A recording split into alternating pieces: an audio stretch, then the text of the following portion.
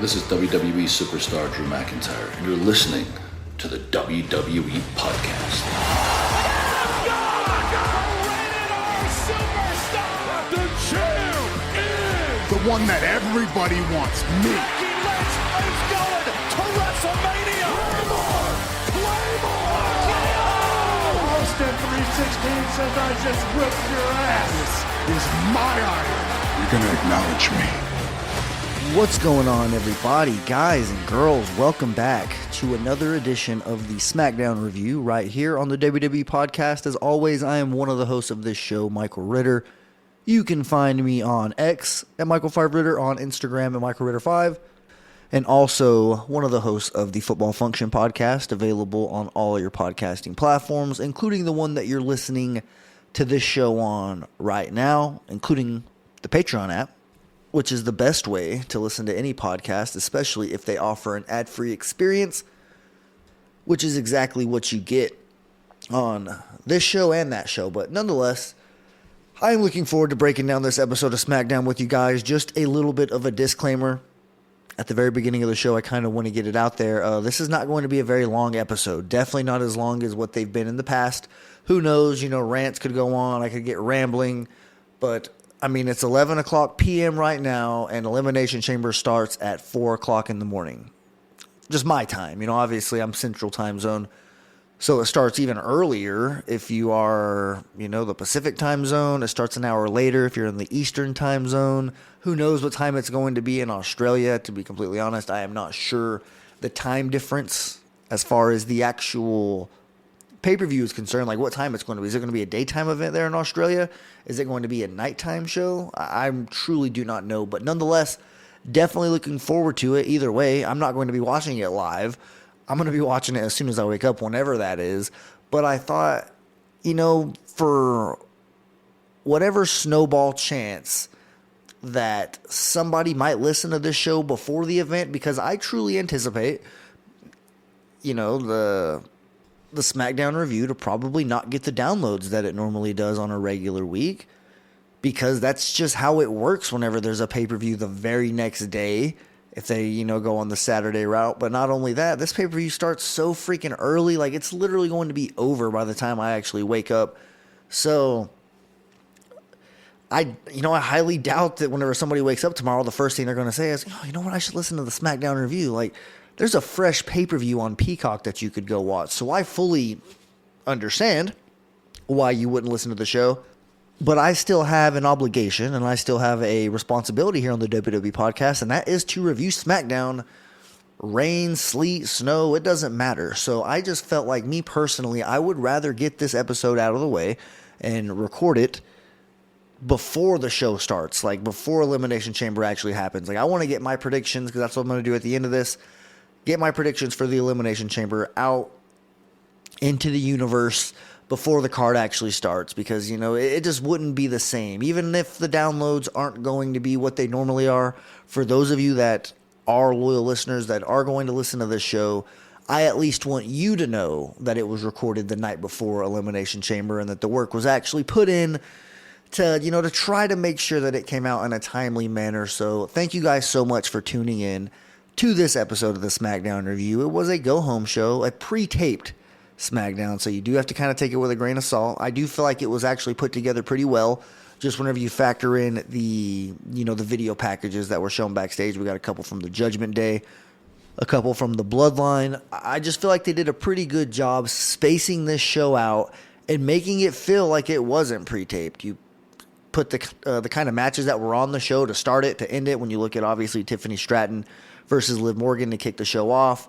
and then closing the show was Drew McIntyre and LA Knight. So we did get a lot of juicy stuff here on this episode of SmackDown, despite it being pre-taped. But because it was pre-taped, whenever you look at it from, the big picture approach, you kind of understand, okay, that's why this didn't happen, that's why this person didn't actually come out, and, things kind of played out the way that they did, and that has a lot to do with why this is going to be a short episode, of, the SmackDown review, because you kind of, there wasn't that 15-minute segment where we got, a killer promo from Roman Reigns and The Rock, who was just decimating the state of Utah. We didn't get a juicy talk show that has a guest come out and, a brawl ensues. Next thing you know, we got like a regular tag match, a 6-man tag match, something like that. This was pretty much just small segment, video package, progressive match flow, small video package, maybe a backstage interview, another match. They did a good job kind of balancing the show out a little bit. So we're going to start from the beginning, and like I mentioned, this show was pre-taped in Salt Lake City, Utah, the same place that SmackDown was at last week, actually live. And it aired on February 23rd, 2024. Whenever you listen to this, it's probably going to be February 24th, possibly the 25th. Who knows, when you're actually consuming this, but I highly doubt it's going to be available on the 23rd. So it's going to be at least the 24th when you listen to this. But nonetheless, this show started off with a one-on-one match, Liv Morgan versus Tiffany Stratton. You see Bianca Belair watching from ringside. She kind of gets involved a little bit later because Tiffany Stratton just doing what she's been doing since she's been up on the SmackDown roster.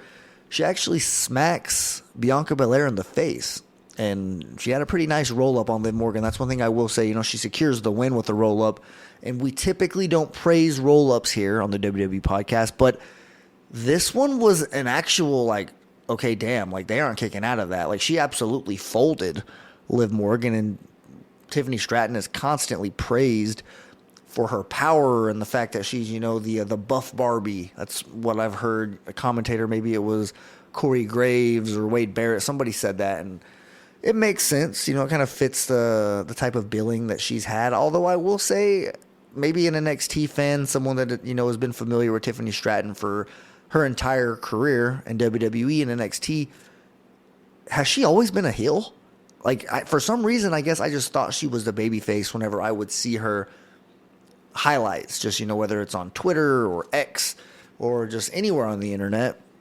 Anytime I saw her, I guess I just assumed in my mind that she was a babyface. Her music kind of sounds like a babyface theme. It does not sound like a heel theme song whatsoever. Sometimes that kind of just, it is what it is. Even when Becky Lynch kind of went back and forth, her song was always a babyface song. Eventually they had to switch Bayley's because her song was clearly a babyface song, and now the one that she has now is a little bit more, can go either way now that she's kind of transitioning back to being a babyface. But one thing I noticed with Tiffany Stratton is that her music doesn't really match her personality. It really doesn't match her attitude, I guess is a better word, because it's not like it's a bad song. I don't think that the theme song itself needs to be switched because it's not up to par. I just think it doesn't really match her as a character, as a wrestler. I don't know. That's just kind of my quick thought that I had on this one. But she does get the win over Liv Morgan. Liv Morgan looks great, both physically and in the ring, despite missing some time. This is what she calls her revenge tour. So, be on the lookout for Liv Morgan possibly having a pretty big 2024 as we get closer to WrestleMania. Is there a women's battle royal? They have the Andre the Giant Memorial Battle Royal at WrestleMania. I was curious what they do with all the women who aren't involved in matches or they don't have a program for either of the night at WrestleMania. Just kind of write that down. Maybe we'll touch back on that here in a few weeks. Continuing on here, we get Bobby Lashley and Drew McIntyre backstage. It's still weird seeing Drew McIntyre on SmackDown so frequently. You guys know I'm not even going to mention the B word, the BS word, I guess I should say, that's supposed to keep certain wrestlers on their specific brands, but it's so close to Elimination Chamber. Obviously, he had a match on SmackDown tonight, but that just kind of, makes me ask the question, why the hell did he have a match on SmackDown tonight? Now, I get it. Pre-tape show. Last week, he was on SmackDown, so, they just kind of had him in a match with LA Knight to keep the crowd happy and to provide this content for us to use this week on SmackDown. But it just kind of, it's like going in circles. I'm never going to be a fan of seeing superstars go to their, opposite brand. It's never something that I enjoy seeing. But Lashley actually takes a pretty good shot at Drew. He brings up the WrestleMania 37 match whenever he beat Drew. So these two are probably going to have a nice encounter, an interaction, if you will, in the Elimination Chamber. I'll go out and say that right now. Keeping things backstage, we go to the Bloodlines locker room. And it was actually pretty funny. I'll give Jimmy Uso credit, man. He's really starting to come into his own in this new version of himself. And obviously, you guys can correct me if you think that this is a little bit of an off comparison, and I might be, just completely off the radar with this, but doesn't he kind of sort of seem like one of those hyenas in The Lion King that were just kind of weird? And Roman Reigns is Scar. He's that evil lion that, has that dark complexion, the black hair. And you look at Jimmy Uso and Solo and all the other members of the bloodline that have come and gone along the years. But specifically Jimmy and the way that he's acting, he just has that hyena vibe where he's always, laughing. He thinks things are funny. He thinks that he's, getting in with the boss, but the boss kind of just looks at him. I don't know. I kind of noticed that today. I was like, man, this is giving me Lion King vibes. And it also could just be because I'm a 90s kid. And the Lion King came out, obviously, in the 90s. Side note, the 90s and the 2000s, man, elite TV shows and movies. Like, damn near the best back-to-back decade when you're talking about movies that were released. But way off topic, and obviously I'm very biased when I say that, but man, the 90s and the 2000s, some elite television and movies that I can just think back, and even if that's all I was able to watch, if no new shows came out and I only had the catalog from the 90s and the 2000s, I truly think that I would be okay, and I would be able to make it work. But anyways, getting back to the show here, Jimmy and Roman Reigns are kind of going back and forth about what happened on Monday Night Raw. They're referencing the quote-unquote play, deciding who drew it up. Was it Paul Heyman that drew it up and gave the orders to Jimmy Uso and he executed? Or was it Roman Reigns who ended up, was the mastermind behind it all? We do find out that it was Roman Reigns. He was the one that drew it up, and according to Jimmy Uso, he scored the touchdown. He tries to stick his hand out and obviously gets left hanging by not only Roman Reigns, but Solo Sikoa as well. And that was just and the camera kind of pans away and then goes over to Roman Reigns and Paul Heyman. Great stuff. Obviously, I like seeing this version of Jimmy Uso, especially as time goes on, because you can tell he's getting more and more comfortable. If we get him fully, I guess in mid-season form, gelling in this character as we head into WrestleMania, because I already feel like Jey Uso is well entrenched, got his feet planted on Monday Night Raw and, doing what he's doing, venturing off as a singles wrestler. And I think that if Jimmy can kind of get at least somewhat in that same ballpark, we could really be in store for a phenomenal match. And I think the face-to-face that we got to start the Royal Rumble between Jimmy and Jey was, a masterclass, whoever was responsible for that. But also the face-off that we got with, Jimmy looking like he was representing like a red theme, and Jey Uso had, the white and blue, and it was such a good visual. And these are the types of matches that are, reserved strictly for WrestleMania. And it takes me back, like, even though, these two are on different brands, I'm all for brand versus brand at WrestleMania, as long as it's not, just spilling over week after week after week. And I know Jimmy was just on Monday Night Raw. The main reason why I am not commenting on that is because I don't watch Monday Night Raw week in, week out. So, I don't know if he's there every single week, but I know Jey isn't making an appearance on SmackDown. So I don't necessarily see these two interact outside of pay-per-views. And it just kind of takes me back to, what was it? Was it WrestleMania 21? Or 20. I think there might have been one at WrestleMania 20, Raw versus SmackDown match. Goldberg versus Brock Lesnar for sure. Undertaker versus Kane on WrestleMania 20. And were those the only two brand versus brand matches on that card? Because I know the following year, WrestleMania 21, I think that's whenever we got Kurt Angle versus Shawn Michaels, which was a phenomenal match, like literally one of the best matches I've ever seen in my life, outside of a random Chris Benoit versus Kurt Angle. Literally the best wrestling match I've ever seen in my life. It was like on a Judgment Day pay-per-view back in like 2002, 2001, something like that. But, oh my gosh, if you can go back and find that match, like I promise you, you won't have to confirm with me, is it this one, is it this one? If you just find Chris Benoit versus Kurt Angle and you go back and you watch all their matches from that time period, you'll know exactly which one I'm talking about. Because, you're talking about a technical wrestling showcase, a submission showcase, And that's a tongue twister, by the way. So don't come at me because that is a very tough one to say. But either way, guys, I do not know what got me on that rabbit hole. I think just referencing the brand versus brand matches. And we kind of got to talking about Kurt Angle versus Shawn Michaels, one of the best matches. Okay, now I'm realizing how I got there. But you see what I'm saying. If done right, you can, create some very memorable Raw versus SmackDown matches, especially if they're taking place at WrestleMania. But the play, quote unquote, that was drawn up on Monday Night Raw, it really did cost Jey Uso the Intercontinental Championship. In fact, if I'm not mistaken, I saw a report that he was supposed to win that match. Something changed between that morning and, when the show went on the air, that Jey Uso was not going to win. Do your research if, you want to find out more about that whole situation. But that's just what I heard from a little birdie. So do with that what you will. But me personally, I just think that would have been a very questionable decision, taking the title off of Gunther. I feel like Gunther is a lock to lose his belt at WrestleMania. He's had it for so long. Like, you can't have the top two belts be babysat this long. And Gunther defends, he defends his championship. Him and Roman Reigns it's not apples to apples here when you're talking about these guys. So I don't want to just throw him into that same bucket and just saying, hey, he's had a long title reign, but it's been pretty underwhelming. Gunther is bringing back prestige to that Intercontinental Championship, and I just personally feel like it's not the same at all. So even though it might seem like it because they both had their championships for like over 2 years now, Gunther is a little bit in a different situation because he's on television regularly. His character is just a little bit different. Roman Reigns is clearly in a tier of his own, in a league of his own.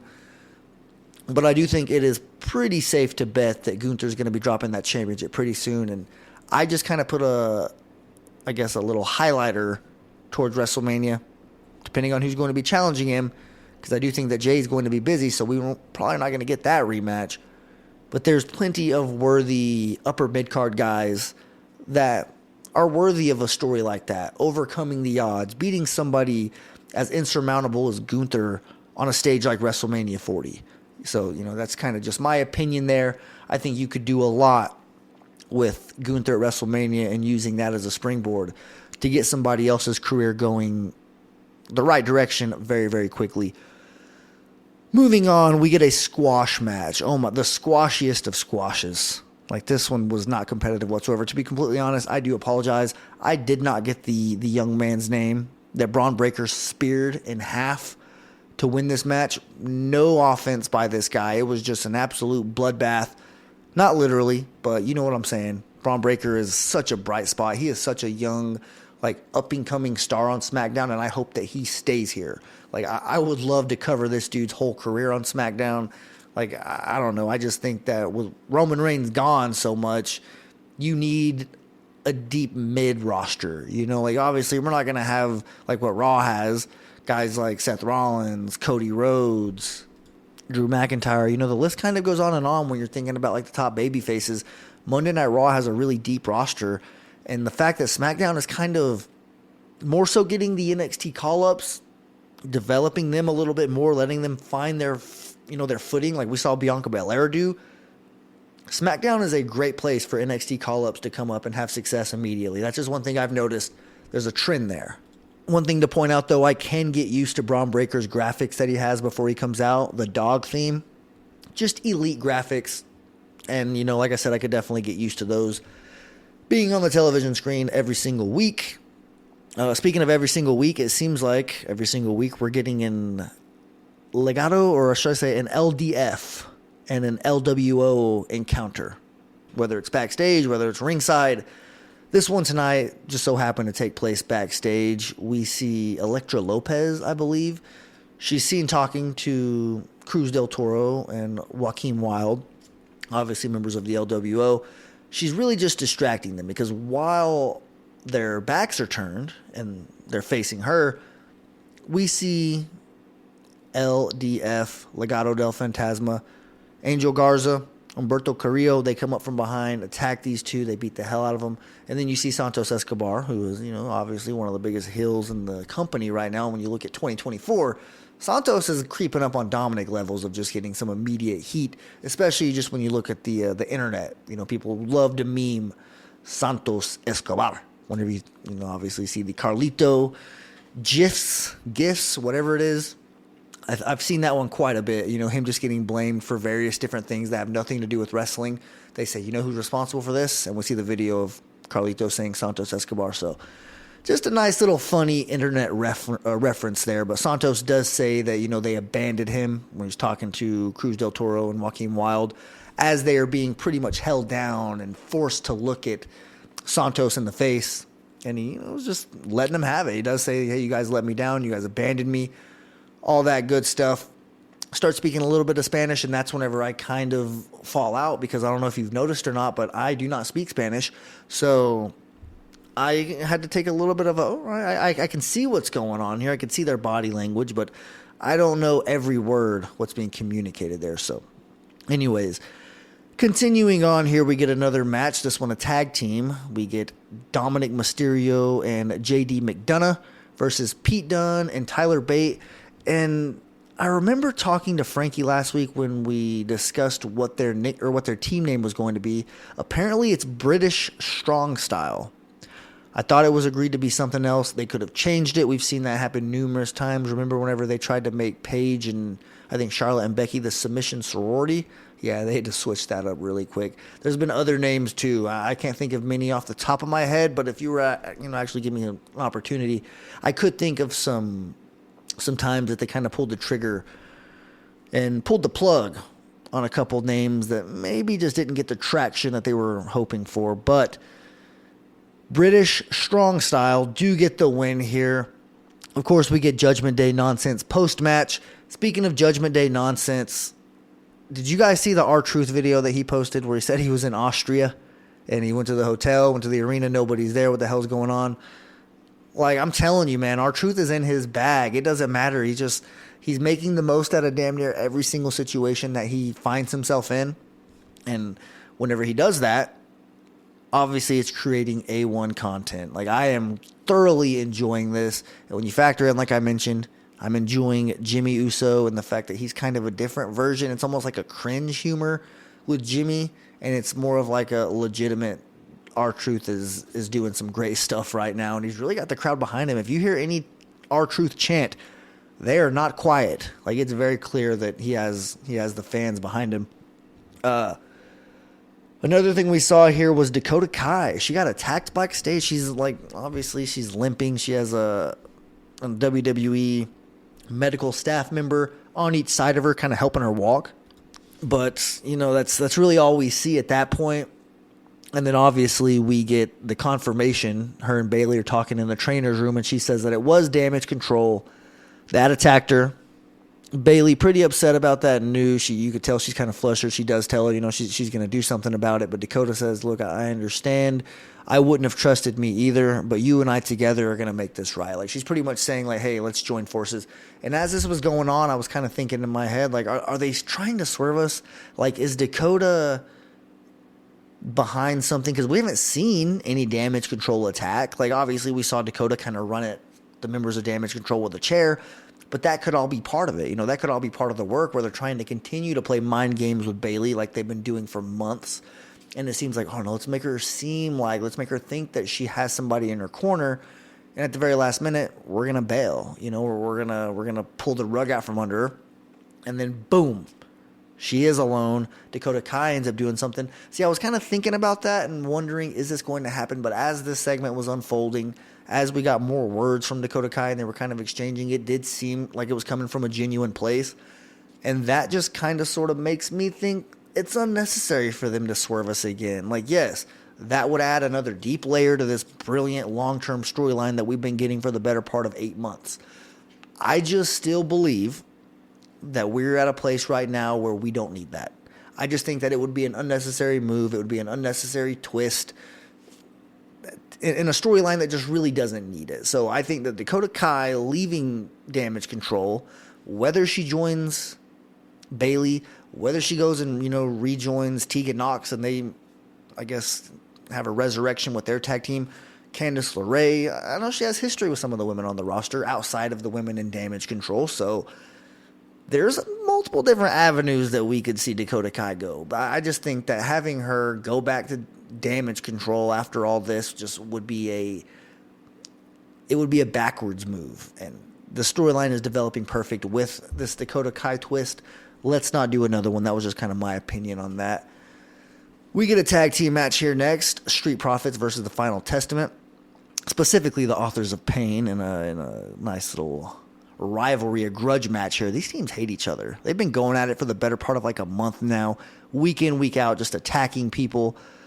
The Street Profits do nearly get the win after Montez Ford hits a splash from the heavens. But Razor broke up the pin, and the Authors of Pain pretty much just take over at that point. And they do run away with this one, obviously, with some shenanigans from the Final Testament, which that's going to happen. As long as they have that numbers advantage, they have a group of 5. It's going to be tough to match up with them, and I'm all for it. I want to see this group kind of rise up, get pushed, if you will, and let's see what they got. Why not? Like, what do you got to lose at this point? We've seen multiple people in this group. In fact, we've seen almost all of these people fired at one point, right?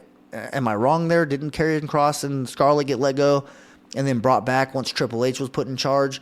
Kind of the same thing happened with Authors of Pain. They were gone. Next thing you know, they're back.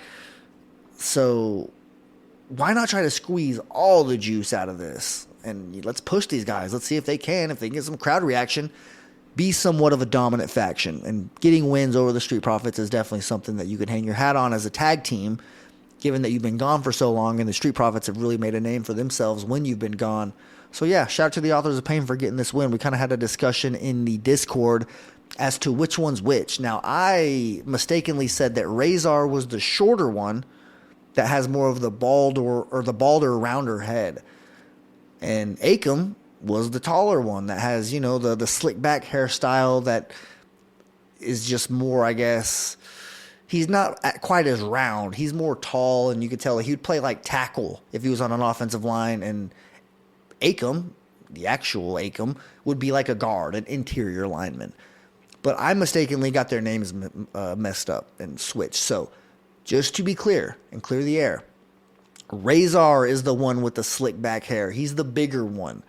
Akam is the shorter one with the round head. And, you can probably tell by now which one's which, just in your head by hearing my poor descriptions of them. But I just feel like that was worthy of a discussion here, because I don't think that WWE really elaborates on who is who. They don't have a name tag. They never really cut promos. They're always together. And when they are together, we just see AOP. That's all that pops up on the screen. We don't see them individually recognized for who they are. So shout out to the AOP, like I said, for coming back and coming back strong. Another Bloodline segment here. Heyman brings Grayson Waller into the Bloodline's locker room. And Roman Reigns says that he wants to tell him something, but it's for his ears only. And this is the last time we see Roman Reigns on the show. It's the last time we, get any type of Bloodline involvement. Now, what is he going to tell Grayson Waller? Because obviously Grayson Waller has a Waller effect on the Elimination Chamber card that's going to feature Seth Rollins and Cody Rhodes. They're probably going to talk about what happened at the press conference. Probably going to elaborate a little bit on, the whole Rock and Roman Reigns thing. Like, it's going to be a pretty good show. I truly imagine that the Grayson Waller effect will be one of the bigger, more enjoyable parts of the entire Elimination Chamber card. So, I think that tomorrow we'll probably find our answer. Grayson Waller might tease it a little bit whenever he's on the Grayson Waller effect. He might just say, look, Roman Reigns told me something about both of you guys that I'm not supposed to say right now. And, maybe they get it out of him. Maybe it draws a wedge between them. And this could be Roman Reigns trying to get Cody Rhodes to go after Seth Rollins or something like that. So there is reasons to watch this segment. Even if you don't watch anything else on the show, I'm sure it's going to be like a 15-minute segment at most. You could probably find it on YouTube by the time you wake up.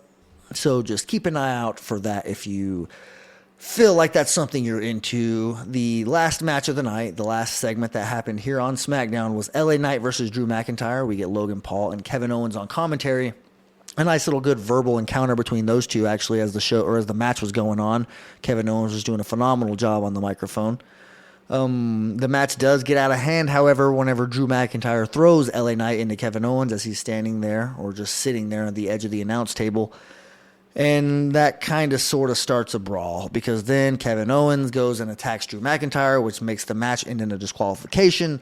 All members of the Elimination Chamber end up coming out one by one. We start to see Bobby Lashley. We see Drew McIntyre. Logan Paul was obviously already in the ring. And it seems like Drew McIntyre is going to be the one left standing. However, Randy Orton comes from out of nowhere, like you would typically expect, hits that RKO, and he is the one who is left standing as SmackDown goes off the air, which takes us to Elimination Chamber. Very quick turnaround. Like I'm telling you, you don't have a lot of time to sleep in between this. Now, like Grim Reaper said, grow up. All right, now that isn't exactly what he said, but pretty much he lives in the UK, as you guys know, which a lot of our listeners, they don't live here in the United States. We have a very big following outside of the United States. So there's people who do this every single week. Like there's people who have to wake up at 4 a.m., 3 a.m., 5 a.m., whatever it is, just to watch, whether it's a sporting event, something that happens that they want to watch, including wrestling. So the fact that we have to do this 2 or 3 times a year, maybe a little bit more. Either way, guys, you can count it on 2 hands. It's not that bad. If you don't want to wake up, just watch the replay. Don't get on Twitter. Just get on or turn on your Peacock app immediately when you wake up, and bam, you could watch the Elimination Chamber pay-per-view already completed. If you wanted to fast forward through some areas that you don't really feel like you want to watch, maybe commercial breaks, things like that, you can just speed the process up once it's already finished. Trust me. Take it from somebody who sometimes has to watch SmackDown hours after it airs or the next morning. It's nice being able to fast forward through those commercials because it can make a 2-hour show turn into an hour and 20-minute show, an hour and 30-minute show, something that's a little bit less because you're able to take out some of that stuff. So just a little bit of advice there, whether you want to take it or not, that's up to you. However, let's get into the 2024 WWE Elimination Chamber match card and start predicting this bad boy. We'll start off with the Elimination Chamber matches. Why not? Let's just, get them juicy, get them out of the way right out the gate. The men's, Drew McIntyre versus Randy Orton versus Bobby Lashley versus LA Knight versus Kevin Owens versus Logan Paul. My pick is going to be Randy Orton. Second place, LA Knight, just, in hopes that maybe they can somehow push this guy. I don't feel like Kevin Owens or Logan Paul have an opportunity to win this match. I think maybe they could be heading towards facing each other at WrestleMania for that U.S. title. Something to, keep maybe on the, put it on the whiteboard as a possibility. Although I would love to see Kevin Owens win this to get a main event spot. Maybe not the main event spot, but who knows? It could be, the night one main event. I mean, it would be 3 years in a row for Kevin Owens that he was involved in the main event of WrestleMania with Stone Cold in WrestleMania 38, and then the tag team championship match against the Usos last year at WrestleMania 39. So either way, he's building up a hell of a WrestleMania resume. I'm still giving this one to Randy Orton, though. Moving on to the women's, Becky Lynch versus Bianca versus Liv versus Tiffany Stratton versus Naomi versus Raquel. I am picking Bianca Belair. I wanted to pick Becky because of who she is, what she represents, but I think Bianca just has a little bit more to offer at this point. Where we are right now, WrestleMania 40, I feel like it's just time. Let's have this dream match. They're right now they're like Peyton Manning and Tom Brady, they're in the same era playing against each other. Both have championship pedigree. It's like Kobe Bryant and LeBron James, who never had a chance to meet in the NBA Finals despite being in different conferences for their entire overlapping careers, And I feel like with Rhea Ripley and Bianca, let's take advantage of this. You never know what the future can bring, obviously. So you have these two women. They're as hot as they could possibly be. Let's get this match going. And I think that this could obviously, if you want to look big picture, having them compete at WrestleMania 40 this young in their career almost sets themselves up for an opportunity to have a match at WrestleMania 50 10 years from now. They're both still so young that you could easily do that. And it would just kind of play back. It would tie back to this, the fact that, WrestleMania 40, now here we are 10 years later. We could feud again, make it be for another championship. I don't really know, but I think that Bianca Belair is the right pick here, so that's who I'm going to lean with.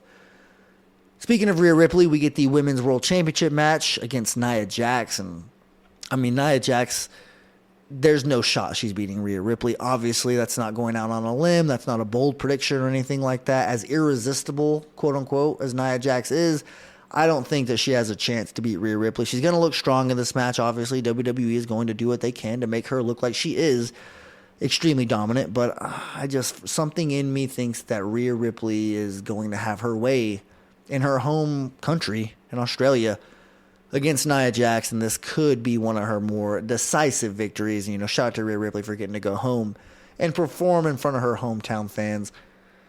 The next championship match we have is a undisputed tag team championship match between the Judgment Day, Damian Priest and Finn Balor, versus British Strong Style, Pete Dunne and Tyler Bate.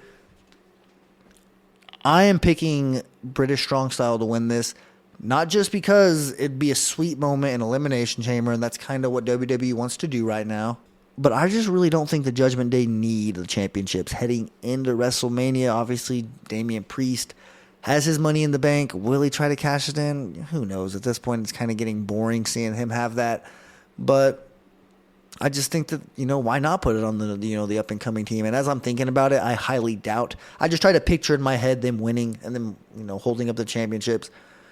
And I almost couldn't do it. Like, my brain was, not allowing me to picture that. So I'm just going to probably roll with my brain and comfortably pick the Judgment Day to retain their championships here. And obviously, we already talked about Cody Rhodes and Seth Rollins appearing on the Grayson Waller effect. And I think that's going to be one of the best and most entertaining parts of the show. And that's saying a lot, given that there's 2 Elimination Chamber matches on this card.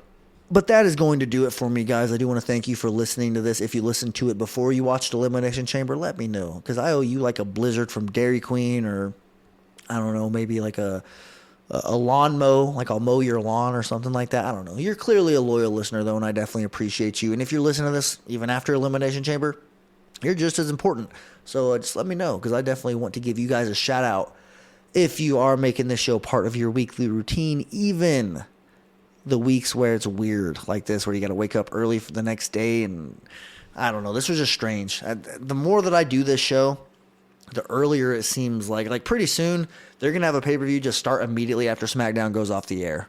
Bam, 9 o'clock Eastern, 9 o'clock Central, 9:30 Central. We're going to start this pay-per-view in Egypt or something like that. Who knows what WWE is going to do next, but thank you guys so much for listening. I am about to go to bed. It is 11:43 p.m. I don't get to sleep in no matter what time I go to sleep, so I'd better try to get as much as I possibly can. Thank you guys so much for listening. Have a damn good weekend. Enjoy Elimination Chamber and whatever else it is that you're doing. Walk passionately in the direction of your dreams, and I'll talk to you soon. Thanks for listening to the WWE Podcast. Don't forget to subscribe on your favorite podcast app so you don't miss a show, or head to WWEpodcast.com. And for all of these shows ad-free, head over to patreon.com/WWE Podcast. Until then, we'll see you next time.